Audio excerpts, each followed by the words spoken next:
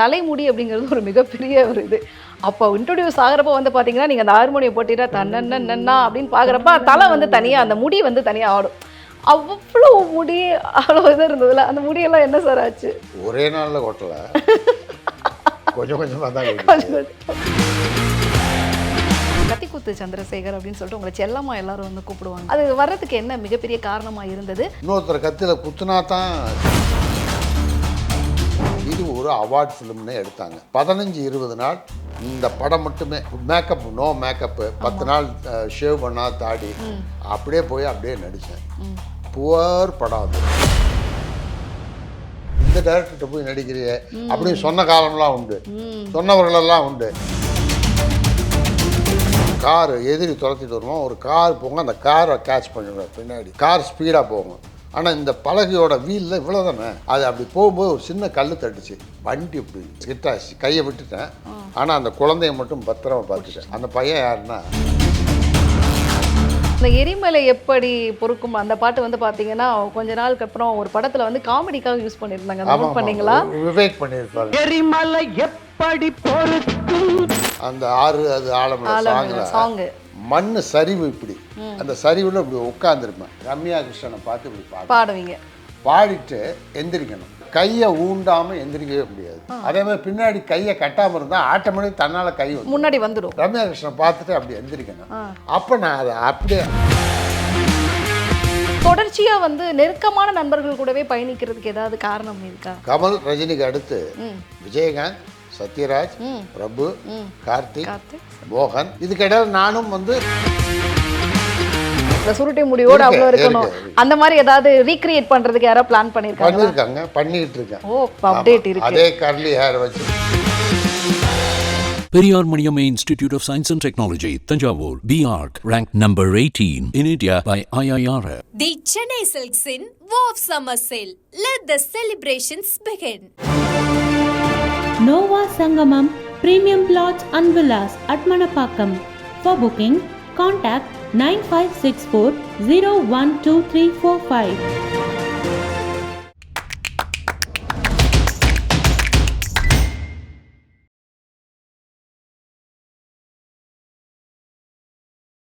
குமுதம் நேயர்களுக்கு வணக்கம். இன்னைக்கு என் கூட இருக்கிறவர், உங்களுக்கு வந்து அவரை பற்றின ஒரு மிகப்பெரிய அறிமுகம் சொல்வதை விட சுருக்கமாக சொல்லணும் அப்படின்னு பார்த்தீங்கன்னா, நிச்சயமாக தமிழ் சினிமாவில் ஒரு மிக முக்கியமான ஒரு நபர் அப்படின்னு கூட சொல்லணும். அரசியல் களத்திலும் வந்து தான் யார் என்று நிரூபித்த ஒரு நபர், நடிகர், அரசியல் புள்ளி மிஸ்டர் வாகை சந்திரசேகர் அவர்கள் தான் இருக்கிறாரு. வணக்கம் சார். வணக்கம். ஸோ சார், பொதுவாக ஒரு இன்டர்வியூஸ்லாம் வந்து போகிறப்ப வந்து பார்த்தீங்கன்னா, விக்கிபீடியாவில் வந்து அவரை பற்றின விஷயங்கள் வந்து பார்ப்போம், நிறைய அது கொட்டி கொடுக்கும், அதில் வந்து கேள்விகள் வந்து ஆரம்பிப்போம். பட் உங்களை பொறுத்த வரைக்கும் பெரிய ஹோம்ஒர்க் தேவைப்பட்டுச்சு. ஏன் அப்படின்னா, கேட்கப்படாத கேள்விகள் கேட்கணும் அப்படிங்கிறதுல தான் வந்து என்னுடைய மொத்த கவனமுமே இருந்தது. ஸோ அந்த வகையில் இன்னைக்கு கேட்கறதுக்கான சில முயற்சிகள் வந்து நான் பண்ணணும் அப்படின்னு நினைக்கிறேன். ஹீரோக்களுக்கு உரிய ஒரு கட்டமைப்பு அப்படிங்கிறது சினிமாவில் காலங்காலமாக இருக்குது. அதை உடைச்சிட்டு வர்ற மிகச்சிலரில் ஒருத்தர் வந்து நீங்களும் ஒரு ஆள் தான். ஸோ அப்படி வந்து நீங்கள் உள்ளே வர்றப்பவே வந்து பார்த்தீங்கன்னா, நம்ம வீட்டு பையனாக ஏற்றுக்கக்கூடிய ஒரு தோற்றம், அதுக்கப்புறம் வந்து உடல் பாவனை, இந்த மாதிரி பல விஷயங்களோடு வந்து நீங்கள் வந்தீங்க. ஆனால் உங்கள் மேலே வந்து ஏதோ ஒரு முத்திரை வந்து குத்தப்பட்டதாக நீங்கள் நினைக்கிறீங்களா? ஏன்னா நான் உங்களுடைய தொடர்ச்சியான பல இன்டர்வியூவில் வந்து பார்த்தப்ப ரொம்ப ஷார்ட்டான ஒரு பீரியட்லேயே வந்து பார்த்தீங்கன்னா, நீங்கள் வந்து மற்ற கேரக்டர்ஸ்லாம் வந்து பண்ண ஆரம்பிச்சிட்டிங்க. ஹீரோ அப்படிங்கிற அந்த கட்டமைப்புலேருந்து வெளியில் வந்து பல கேரக்டர்ஸ், நண்பர், அப்புறம் தம்பி, அண்ணன், இந்த மாதிரியான கதாபாத்திரங்களுக்குள்ள வந்துட்டீங்க. ஏதாவது ஒரு முத்திரை அப்படிங்கிறது ஒரு காரணமாக இருந்ததா ஏதாவது ஒரு இடத்துல? அப்படி சொல்ல முடியாது. நீங்கள் நான் திரையுலகத்தில் நான் வந்த உடனே எடுத்த உடனே டாப்பில் அப்படி போய் ஹீரோவாக நடிக்கலை. நான் வந்ததுனால 2 காட்சி 3 காட்சிகள் தான் நடித்தேன். புதிய வார்ப்புகள் தான் இயக்குனர் பாரதிராஜ அறிமுகத்தில் நடித்தேன். அப்புறம் கல்லுக்குள்ளீரம், நிழல்கள், நிறமாறாத பூக்கள், அப்படியே வந்தேன். நீங்கள் சொன்ன மாதிரி சினிமாவுக்கென்று இருக்கிற இது இருக்கு பாருங்க, அதை உடைத்து அப்படின்றப்ப ஒவ்வொரு காலகட்டத்திலையும் உடைத்து தான் வந்திருக்காங்க. ஒவ்வொரு காலகட்டத்திலையும் நடிகர் திலகம் சிவாஜி பராசக்தி நடிக்கும்போது, என்னங்க இவர் ஹீரோவை போட்டிருக்கீங்கன்னு அன்னைக்கு ஒரு டாக் இருந்தது. நடிகர் சிவாஜி இருக்கும், ஐயோ என்ன இவரை கதாநாயகன் போட்டிருக்காங்க. அதே மாதிரி எம்ஜிஆரை கதாநாயகனாக போடும்போதும் அந்த டாக் இருந்தது. ஸோ அப்படி எல்லாருக்குமே இருக்கும். ஒன்று தான் என்னென்னா, கூட்டத்தோட கூட்டமாக சின்ன ரோல் நடித்தார் எம்ஜிஆர். அதே எம்ஜிஆரை கட்டுக்கடங்காத மக்கள் பார்த்தார்கள். அவரே ஒரு ஒரு உதாரணம் சொல்லியிருந்தார். எம்ஜிஆர் வந்து துணை நடிகராக இருக்கும்போது உட்காந்துருக்காரு, கூட்டமாக இருக்குது, ஒரு இருட்டு அறையில். அப்போ பார்த்தீங்கன்னா திடீர்னு ஒரு ஒளி வெள்ளம் வந்த மாதிரி இருக்குது. ஒருத்தர் வர்றாரு. அவர் வந்த உடனே அவ்வளோ பிரைட்டாக இருக்குது. அது யாருன்னா தியாகராஜ பாகவதர், எம்கேடி தியாகராஜ பாகவதர். அவர் வந்து அப்படி பிரைட்டாக இருந்ததா. அதை நான் பார்த்தவன், கூட்டத்தோடு கூட்டமாக உட்காந்து பார்த்தேன். அதற்கு பிறகு கொஞ்சம் வருஷத்தில் மகாதேவி, மர்மயோகி படங்கள் நடித்த பிறகு எனக்கு மக்கள் மத்தியில் செல்வாக்கு வந்து விட்டது. நான் ஒரு விழாவுக்கு போகிறேன், அங்கு கூட்டமாக இருக்கிறது. அந்த கூட்டத்திலே என்னை பாதுகாக்க ஒருத்தர் எல்லாரும் தள்ளு தள்ளு தள்ளுன்னு சொல்லிட்டு இருக்காரு. அவர் யாருன்னா தியாகராஜ பாகவதர். அப்ப எந்த எம்ஜிஆர் அவர்களை அடையாளம் பார்க்காமல் இருந்த மக்கள் அதே எம்ஜிஆரை பாகவதர் போல ஒளியாக வருகிறார் என்று பிரமித்து நின்றார்கள். ஆக மக்கள் ஏற்றுக்கொண்டால் அவர்கள் சிறந்த அங்கீகரிக்கப்பட்ட நடிகர்கள். அவ்வளோதான். மக்கள் ஏற்றுக்கிட்டா அதுதான் அழகு. ஒட்டுமொத்தமாக அதிகமான மக்கள் எதை ரசிக்கிறார்களோ அது அழகு. அவ்வளோதான். அப்படி பார்க்கும்போது எனக்கு நான் சின்ன சின்ன ரோல் பண்ணிக்கிட்டு இருந்தேன். அப்புறம் ஹீரோக்கள் நடிக்க ஆரம்பித்தேன். ஹீரோக்கள்ன்றப்ப எனக்கு அப்போ எனக்கு கிடைத்த பாத்திரங்கள்லாம் எப்படின்னா, நான் ஒரு பெரிய பட்ஜெட்டில் பணக்கார குடும்பம் அந்த மாதிரி படங்கள் நான் நடிக்கவே இல்லை. நடிக்கலை. ஒரு ஏழை குடும்பத்தில் இல்லை ஒரு தொழிலாளர் தலைவனா, ஒரு போராட்டத்துக்கு முன்னெடுத்து செல்பவனா, இப்படியாக வந்து ஒரு போராடுகின்ற வாழ்க்கையில் வந்து துன்பப்படுகின்ற அப்படி கேரக்டர்களாக தான் எடுத்து எடுத்து எடுத்து நடிச்சுக்கிட்டு இருந்தேன். எனக்கு அந்த மாதிரி கேரக்டர்கள் தான் அமைந்தது. அதுக்கப்புறம் நான் வரும்போதே வந்து கதாநாயகனாக வராத காரணத்தினால் எனக்கு என் மனசுக்குள்ளே என்ன தெரியுமா, சின்ன கேரக்டராக இருந்தால் கூட நல்ல கேரக்டர்னு நடிக்கணும் அப்படின்ற எண்ணம் இருந்ததுனால தான் நான் கதாநாயகனாக நடிச்சிட்டு இருக்கப்பயே கேரக்டர் நடித்தேன். கிட்டத்தட்ட நான் ஒரு 300 படங்கள் நடிச்சிருப்பேன். அதில் ஒரு 100-150 படம் கதாநாயகனாக நடிச்சிருக்கேன். ஒரு 150 படம் கேரக்டராக நடிச்சிருக்கேன். ஸோ ரெண்டுமே எனக்கு ஒன்று தான். இன்னொன்று வந்து ஒருவேளை நான் வந்து அதை அந்த ரூட்டை வந்து சரியாக மாற்றி கதாநாயகனாக மட்டுமே நடிக்கணும் அப்படின்ற பாதையில் போகாமல் இருந்திருக்கலாம். போயிருந்தால் அது வேறு மாதிரி போயிருந்திருக்கும்.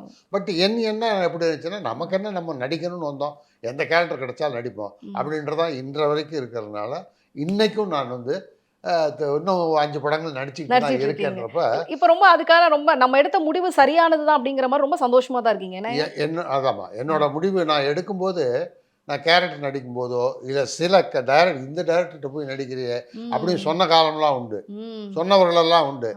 ஆனால் அதை பற்றியெல்லாம் நான் கவலைப்படாமல் தான் நான் போய்கிட்டே இருந்தேன். என்னுடைய கலை உலக வாழ்க்கையும் சரி, என்னுடைய அரசியல் வாழ்க்கையும் சரி, எத்தனையோ இடர்பாடுகள், எத்தனையோ அறிவுரைகள், எத்தனையோ ஆலோசனைகள், நெருங்கிய நண்பர்கள் உட்பட, இப்படி போனால் உனக்கு சிக்கலாகி போகும், இப்படி போனால் சிக்கலாகி போகும், இப்படி வந்தால் பிரச்சனை வருவாங்க. எதை பற்றியும் கவலைப்படல. நானே டிசைட் பண்ணுவேன். நானே எடுத்த முடிவு. இந்த முடிவில் வெற்றி கிடைத்தாலும் தோல்வி கிடைத்தாலும் முழு மனதோடு நான் ஏற்றுக்கொள்கிறேன் அப்படின்ட்டு தான் அந்த பாதையில் போனேன். அது இன்னை வரைக்கும் எனக்கு மிக நிறைவான ஒரு மன நிறைவை எனக்கு தந்து கொண்டு இருக்கிறது இப்போ வரைக்கும். ஆமாம். ஓகே. அதே மாதிரி இப்போ இன்னைக்கு வந்து இத்தனை வருஷமாக ஒரு பாட்டு வந்து பார்த்தீங்கன்னா இண்டஸ்ட்ரியே வந்து ரூல் பண்ணோம். ஒவ்வொரு வீட்டுக்கும் வந்து அது ஒரு ஆளுமை நேர்ந்த பாடலாக இருக்கும் அப்படிங்கிறதுலாம் அன்னைக்கு இருக்கிற சூழலை எதிர்பார்த்தீங்களா? அந்த மடை திறந்து. ஏன்னா இப்போ வந்து ஒரு பார்ட்டியோ எங்க இது பண்ணாலும் அந்த பாட்டை போட்டு இன்னைக்கு சொல்றாங்களே வைப் பண்றாங்க அப்படின்னு, எல்லாரும் வைப் பண்ற ஒரு சூழல் வந்து அன்னைக்கு நான் அதை எதிர்பார்க்கல. இப்படி காலம் கடந்து 40 வருஷம் கழிச்சு அந்த பாட்டு பாடுவாங்கன்னு எனக்கு தெரியாது. அது என்னமோ தெரியல, என்னுடைய படங்கள்ல நான் நடித்த ஹீரோவை நடித்த படங்கள், இந்த மாதிரி படங்கள்ல கேரக்டர் நடித்த படங்கள்ல கூட பாடல்கள் அமையும். அந்த பாடல் இன்னைக்கு வரைக்கும் நிற்குது. இன்னைக்கு எடுத்துக்கிட்டீங்கன்னா மடை திறந்து, மேகமே மேகமே, ஆடா நாளும் அழுத்தமான ஆளு, ஆறு அது ஆழமில்ல சேரும் கிடும், எரிமலை எப்படி பொறுக்கும், 2 கண்ணம் சந்தன கிண்ணம், தொட்டுக்கொள்ள ஆசைகள் துள்ளும். இது மாதிரி நிறைய பாடல்கள் சொல்லிக்கிட்டே போகலாம். இந்த பாடல்கள் இப்போ வரைக்கும் இருக்கு. இப்போ வரைக்கும் வந்து மீம்ஸ்ல அதுல இதுல வந்து இந்த பாடல்களை வந்து போட்டுக்கிட்டு தான் இருக்காங்க. ஆனால் நீங்கள் சொன்ன மாதிரி அப்போ இவ்வளவு தூரம் அந்த பாடல் வரும்னு எனக்கு தெரியாது. தெரியாது. நான் அப்போ நடித்தோம் அவ்வளோதான் அப்படின்ற மாதிரி நடித்தேன். அது நான் இன்ன வரைக்கும் அது ரீச் ஆகிட்டு. நீங்கள் இந்த எரிமலை எப்படி பொறுக்கும் அந்த பாட்டு வந்து பார்த்தீங்கன்னா கொஞ்ச நாளுக்கு அப்புறம் ஒரு படத்தில் வந்து காமெடிக்காக யூஸ் பண்ணியிருந்தாங்க. அதை நோட் பண்ணீங்களா? விவேக் பண்ணியிருந்தாங்க. சிங்கம் படத்தில் வந்து விவேக் வந்து பண்ணியிருந்தாங்க. நோட் பண்ணீங்களா ஏதாவது? ஆமாம் பார்த்தேன். அது நமக்கு சீரியஸான விஷயங்களை காமெடியாக எடுத்தால் தான் ஒர்க் அவுட் ஆகும். அதனால் வந்து அந்த மாதிரி பண்ணும்போது அதுவும் ரீச் ஆகுது இல்லை? ஆமாம், அதுதான் நமக்கு. ஏன்னா இன்னைக்கு இருக்கிற 2K கிட்ஸை பொறுத்த வரைக்கும் எரிமலை எப்படி பொறுக்கும்னு கேட்டா ஓ அந்த இதுல வருமா இப்படி வருவாங்களே அப்படிங்கிற. அதே மாதிரி இன்னொரு படத்துல விவேக் பாஸ்கர் நினைக்கிறேன், ஒருதலை ராகத்தில் நான் ஒரு கதை சொல்லுவேன், குருவி கதை. ஆமா, அதான் அவங்க பயங்கரமா மாத்தி காமெடியா மாத்தி ஒரு வெள்ளை ரோஜாவை வந்து ஒரு குருவி காதலிச்சிச்சு அப்படின்னு ஒரு கதை ஒண்ணு. ஆமா, அந்த கதையை அப்படியே வந்து உல்டா பண்ணி அப்படியே பண்ணி சொல்லியிருப்பாங்க. ஸோ இன்னைக்கு இருக்கிற பசங்க அவங்களாம் என்ஜாய் பண்றது உங்களை வந்து என்ன மாதிரி எதை வச்சு உங்களை அடையாளம் கண்டுபிடிக்கிறாங்க? இப்போ என்னன்னா, இப்போ நான் படங்கள் நிறைய பண்ணிட்டு இருக்கனால இப்போ நான் வந்து செல்ஃபி பண்ணேன். ஆமா, கார்த்திக் கூட இது பண்ணீங்க. கார்த்திக் கூட ஜப்பான் பண்ணீங்க.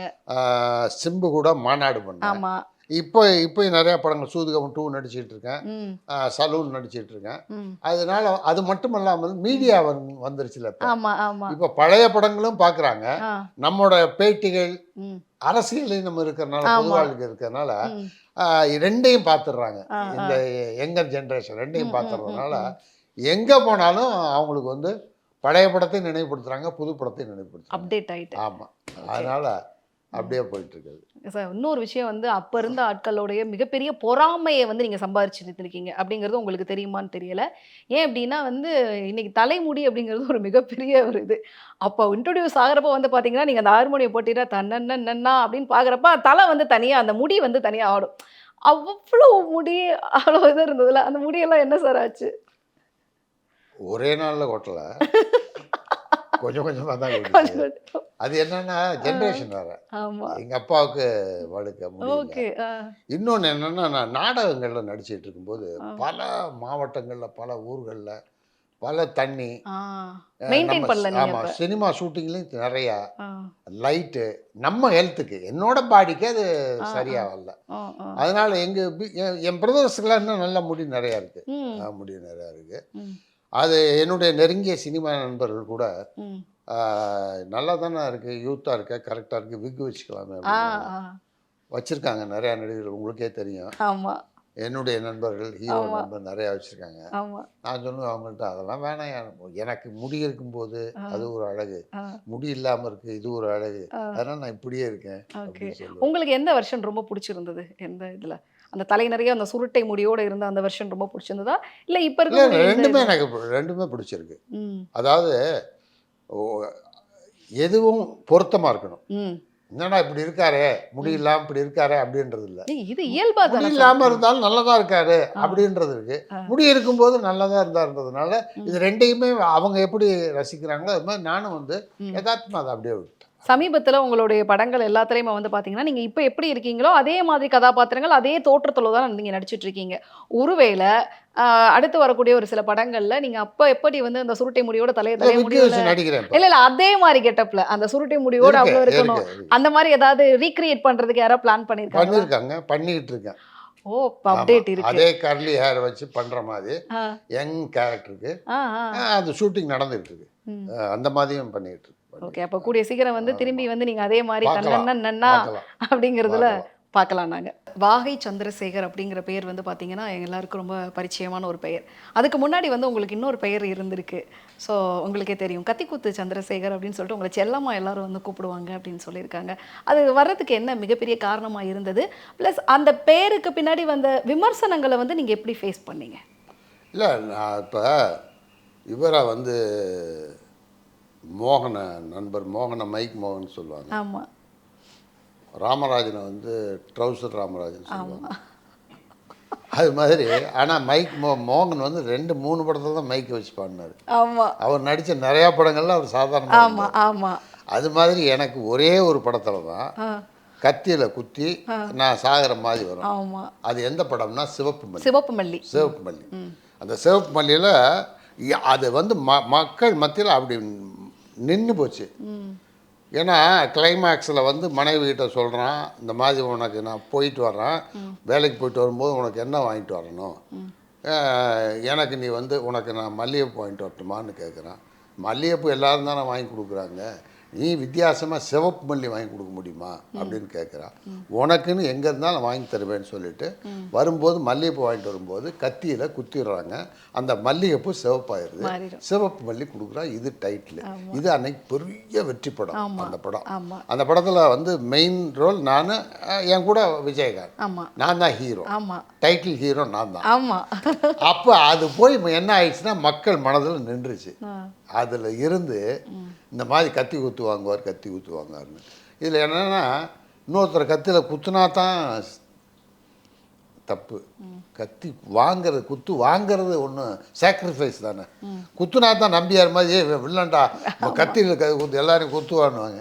இது கத்தி குத்து இது இதனால தான் அந்த பேர் வந்தது, வேற ஒன்றுமே இல்லை.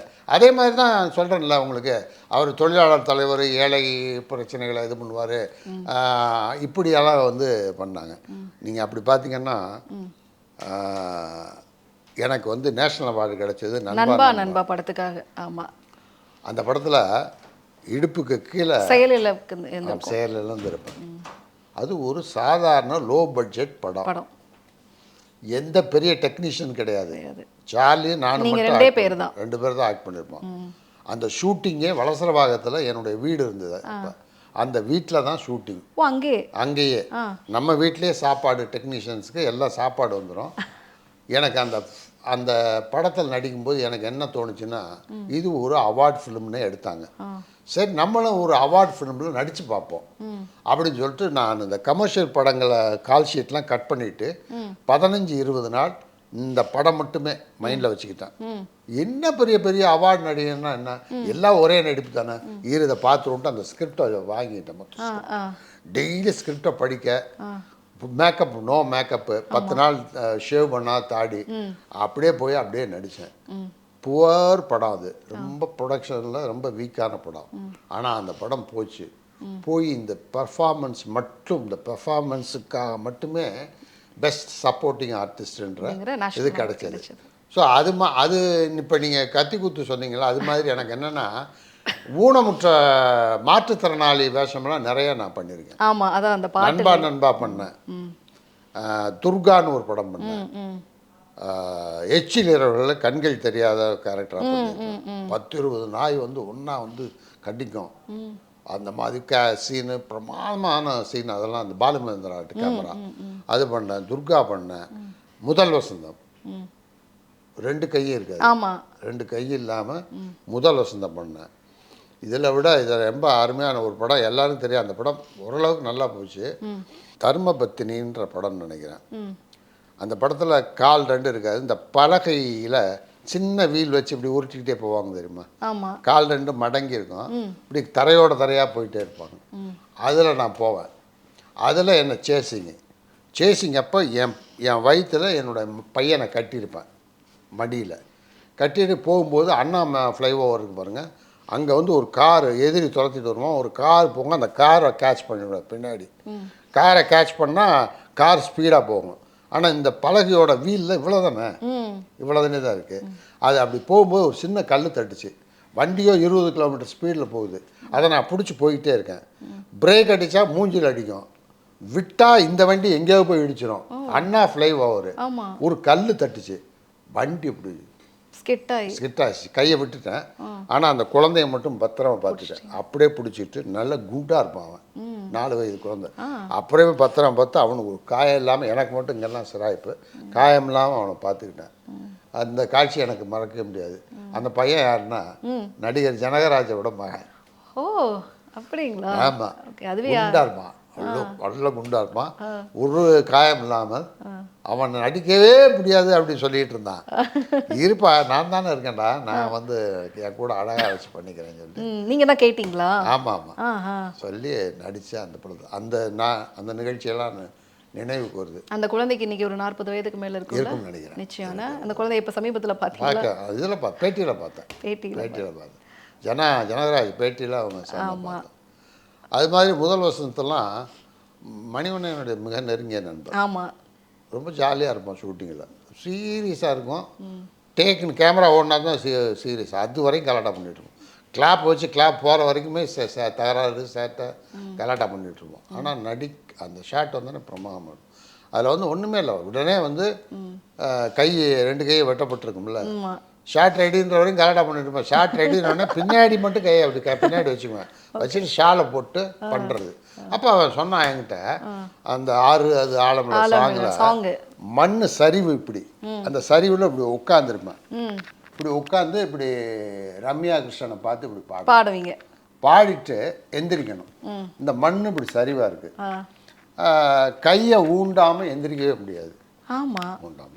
அதே மாதிரி பின்னாடி கையை கட்டாமல் இருந்தால் ஆட்டோமேட்டிக் தன்னால் கை வந்து முன்னாடி வந்துடும். நீ இதை கரெக்டாக நீ செஞ்சிருவேடான்னு என்னை கேட்டான். நீ பார், நீ வை, நீ ஷார்ட் வை அப்படின்ட்டு அந்த பீஜியத்தில் வந்து தள்ளாடி எந்திரிக்கணும்.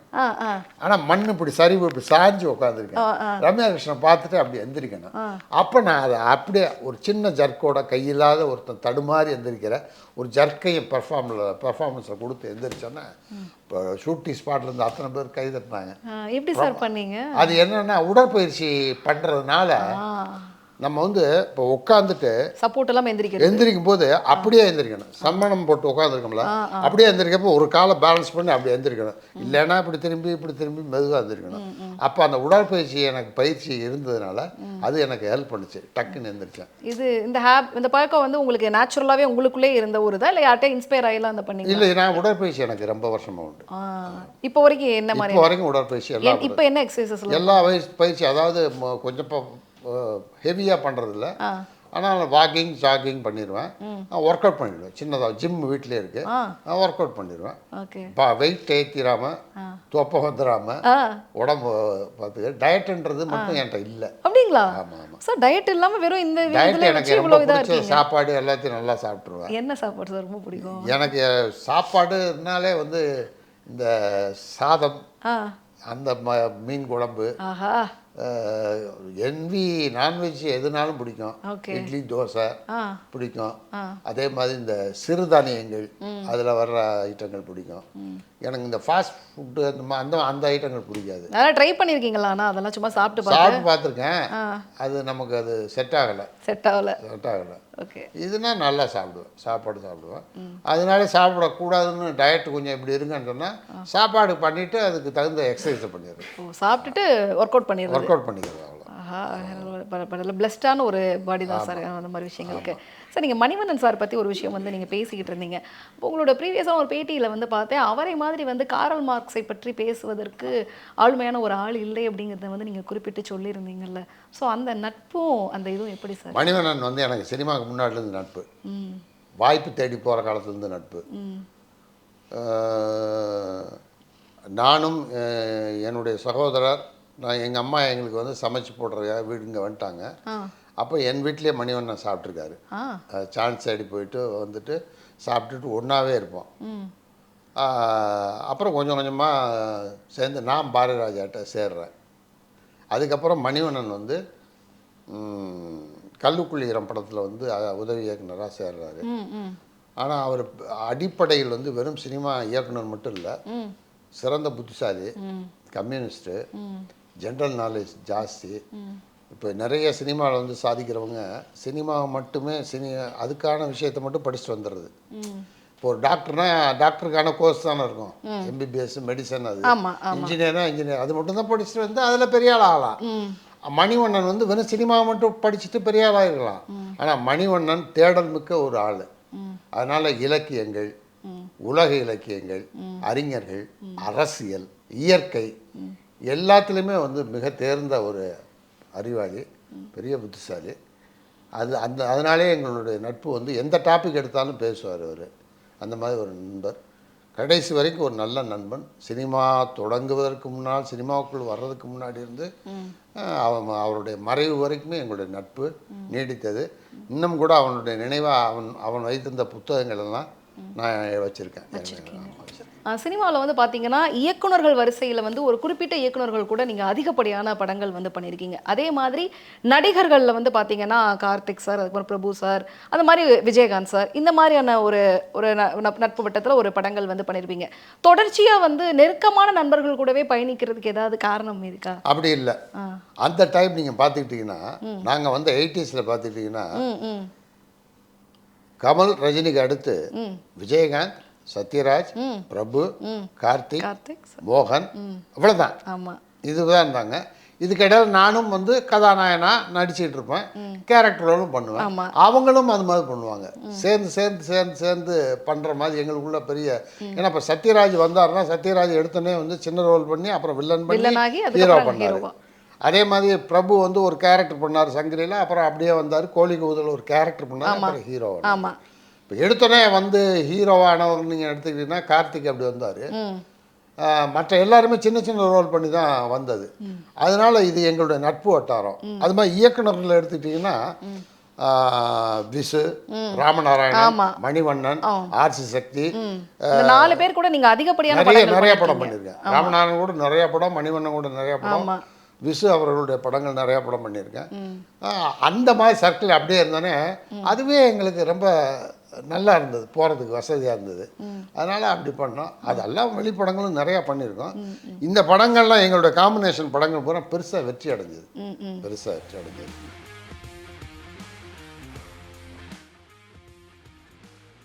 சம்சாரம் மின்சாரம் படத்தில் அவர் ஒரு பாட்டு பாடுவார், தண்ணி போட்டு வந்து ஊரை தெரிஞ்சுக்கிட்டேன் உலகம் அப்படி பாடிட்டே வருவார். ஒவ்வொருத்தரையும் பார்த்து பார்த்து கிண்டல் பண்ணுவார். மனோரமா பார்த்து அவங்கள பார்த்து எல்லாரும் கிண்டல் பண்ணுவார். நான் என்ன பாடிக்கிட்டே என்கிட்ட வருவார். என்ன பார்த்தோன்னே யாரை சொல்கிறாங்க, அவருக்கு பிடிச்சி போச்சு பண்ணுறாரு. பண்ணிக்கிட்டே இருக்கப்போ கூட அவருக்கு வருத்தம் என்னன்னா, என்ன சும்மா சும்மா நடக்க சொல்கிறாங்க, சும்மா அப்படியே போய் ரைடு போயிட்டுருக்கேன் வந்துக்கிட்டு இருக்கேன். அவன் சேகர் உனக்கு பயங்கரமாக இருக்காடா சீனு கேரக்டரு, எனக்கு ஒன்றுமே இல்லையே. இல்லை இது வேறு டைப்புன்னு ஆபவானம் சொல்லுவார். சார் இது வேறு மாதிரி. Periyar Maniamma Institute of Science and Technology, Tanjavur, BARC, ranked number 18 in India by IIR. The Chennai Silks in Wow Summer Sale. Let the celebrations begin. Nova Sangamam Premium Plots and Villas at Manapakam. For booking, contact 9564 012345.